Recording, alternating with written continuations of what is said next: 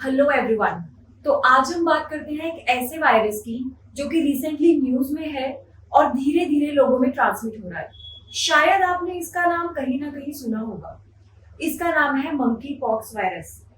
आपको इसका नाम सुन के शायद ये लग रहा होगा कि इसका नाम मंकी पॉक्स इसलिए पड़ा है क्योंकि ये एक मंकी से आया है, लेकिन दिस इज पार्शियली ट्रू। क्योंकि इसका नाम मंकी पॉक्स वायरस इसलिए पड़ा है क्योंकि 1958 में ये वायरस सबसे पहले एक मंकी में पाया गया था।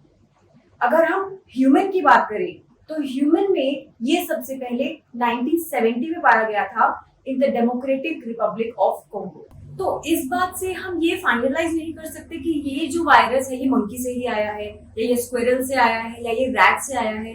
अब ये इसका होस्ट एनिमल कौन है, इसके ऊपर तो अभी साइंटिस्ट की रिसर्च चल रही है, तो इसके ऊपर अभी हम कुछ नहीं कह सकते। अब इसके सिम्टम्स क्या हैं, हमें कैसे पता लगेगा कि सामने वाले बंदे को या हमें इस वायरस ने अटैक किया है। सबसे पहला जो सिम्टम है वो है सर में दर्द रहना, हेडेक।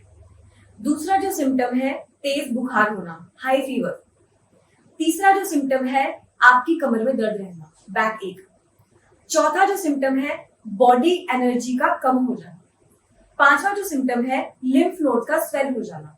और सिक्स जो कि मोस्ट प्रोमिनेंट सिम्टम है, मतलब वर्ल्ड में अब तक जितने भी केसेस इस वायरस के आए हैं उसमें जो इनिशियल स्टेज पे सिम्टम मिला है वो मिला है स्किन रैशेस का। अब स्किन रैशेस जो है वो पूरी बॉडी पर नहीं, बट मोस्ट प्रोमिनेंट जो बॉडी पार्ट्स है वो है आपका फेस, आपके हैंड्स और आपका फीट। जिस तरह से आपको रैशेस चिकन पॉक्स के केस में देखने को मिलते हैं, सेम तरह से आपको रैशेस इस केस में भी देखने को। अगर हम बात करें कि ये वायरस कितना डेडली है, तो जनरली इसके सिम्टम्स 2 से 4 हफ्ते में चले जाते हैं, लेकिन न्यूबॉर्न, छोटे बच्चे और वो लोग जिनका इम्यून सिस्टम काफी वीक होता है वो जनरली काफी टारगेट पे रहते हैं इसके। और according to Indian Council of Medical Research बच्चे बहुत ज्यादा इससे इम्पैक्ट हो रहे हैं। परसेंटेज वाइज जो करंट डेथ रेशियो है दैट इज 3 to 6%। लेकिन फ्यूचर में हम लोग नहीं बता सकते कि ये कम होगा या ज्यादा होगा और ये कितना डेडली है, इसके ऊपर तो अभी रिसर्च चल रही है। इस वायरस की अगर ट्रांसमिशन की बात करें तो वो एनिमल टू ह्यूमन में भी हो सकता है और ह्यूमन टू ह्यूमन में भी हो सकता है। अब एनिमल टू ह्यूमन के केस में एनिमल कोई भी हो सकता है। It can be monkey, it can be squirrel, it can be a rat, it can be anything. Human to human के केस में इसमें 3 सिनेरियोज हो सकते हैं। सबसे पहला सिनेरियो ये एक प्रेग्नेंट वीमेन से उसके फीटस में ट्रांसफर हो सकता है। दूसरा सिनेरियो ये किसी भी फिजिकल कांटेक्ट से शेयर हो सकता है। तीसरे सिनेरियो में अगर किसी भी इन्फेक्टेड पर्सन के साथ कोई ह्यूमन सेक्सुअल एक्टिविटी में इन्वॉल्व है तो वहां से भी इसका ट्रांसमिशन होता है। तो रिसेंटली यूएस और यूके में जो केसेस आए हैं उनमें से मैक्सिमम केसेस सेम सेक्स के लोगों के इंटरकोर्स पे बेस्ड हैं, जिसपे कि इंटरनेशनल ऑर्गेनाइजेशंस जैसे कि WHO ने ये कहा है कि ये जो बीमारी है ये सेम कम्युनिटी के लोगों को नहीं बल्कि ये किसी भी ह्यूमन बीइंग को हो सकती है। तो इसलिए सिर्फ एक कम्युनिटी को टारगेट करना is not a right thing. चलिए अब इसकी थोड़ी हिस्ट्री के बारे में भी बात कर लेते हैं। मंकी पॉक्स वायरस का सबसे पहला केस 1970 में नाइजीरिया में आया था।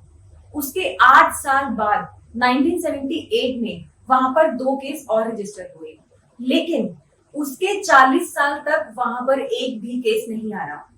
2017 से लेकर 2022 तक नाइजीरिया में 558 केसेस रजिस्टर हुए।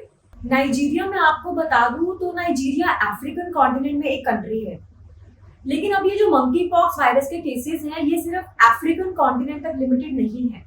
रिसेंटली इसके cases north America, Europe, Australia, Switzerland और इजराइल में भी पाए गए हैं।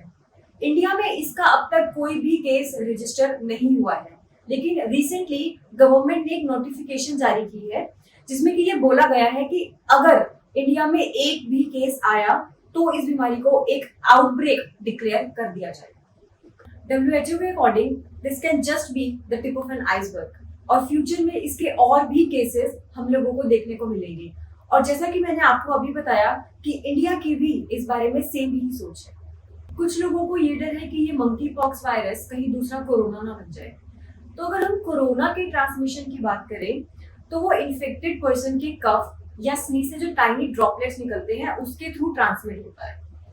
दूसरी तरफ अगर हम मंकी पॉक्स वायरस को देखें तो as per the recent observations ये 2% के फिजिकल कांटेक्ट से फैलता है। जब कोरोना की पहली वेव आई तो वो इतना डेडली नहीं था, लेकिन धीरे धीरे जब उसकी सेकेंड वेव आई, जब ब्लैक फंगस आया, येलो फंगस आया और कितनी तरह के फंगस हमने देखे, धीरे धीरे उसका डेडली बिहेवियर था वो बढ़ता गया। अगर हम सेम स्टेज पर मंकी पॉक्स वायरस को भी कंपेयर करें तो करंट टाइम पर वो इतना डेडली नहीं है, लेकिन फ्यूचर में क्या वो डेडली हो सकता है या नहीं हो सकता, इसके बारे में तो साइंटिस्ट भी अभी रिसर्च कर रहे हैं। बट आई रियली होप कि ये जो मंकी पॉक्स वायरस है ये सेकेंड कोरोना ना बने and we all stay safe. Monkey pox virus के फैलने का रीजन क्या है? नंबर 1, 1980 में WHO ने स्मॉल पॉक्स को एक कंप्लीटली इरेडिकेटेड डिजीज बता दिया था।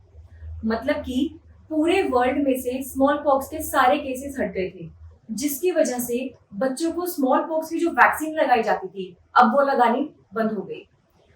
अब यहाँ पर फैक्ट ये है कि वैसे तो मंकी पॉक्स वायरस की कोई अपनी वैक्सीन नहीं है, लेकिन जो स्मॉल पॉक्स की वैक्सीन है वो 85% इफेक्टिव है against the monkey pox virus.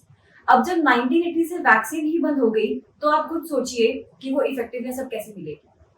तो जैसा कि मैंने अभी आपको थोड़ी देर पहले बताया कि ये जो वायरस है ये बच्चों में इजीली ट्रांसमिट हो सकता है, और उसका रीजन यही है कि 1980 के बाद जिन भी बच्चों का जन्म हुआ उनको स्मॉल पॉक्स की वैक्सीन नहीं लगी, तो जाहिर सी बात है कि उनमें इफेक्टिवनेस कहाँ से आई।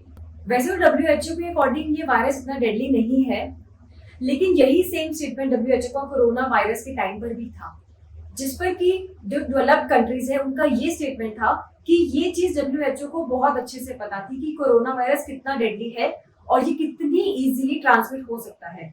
लेकिन WHO पर चाइना का ज्यादा इम्पैक्ट होने की वजह से WHO ने ये बात छुपा कर रखी।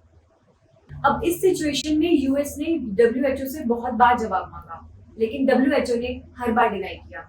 और फाइनली यूएसए ने ये डिसीजन लिया कि वो खुद को WHO से विड्रॉ कर लेगा।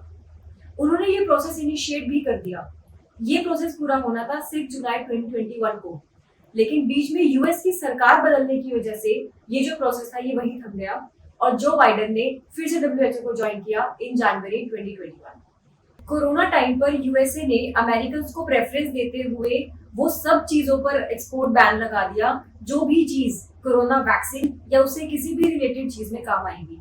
अब सेम चीज हो रही है स्मॉल पॉक्स की वैक्सीन में। जो डेवलप्ड कंट्रीज स्मॉल पॉक्स की वैक्सीन स्टॉक कर रही है, तो क्या वो उस सेम सिचुएशन की तरफ जा रहे हैं जो कि कोरोना के टाइम पर हुई थी? At the and I would request you, आप लोगों के जो भी व्यूज हो put in the comment box. Thank you so much for watching my video. My name is Neha Gupta. If you like my content, do subscribe to my channel and like my video. Thank you.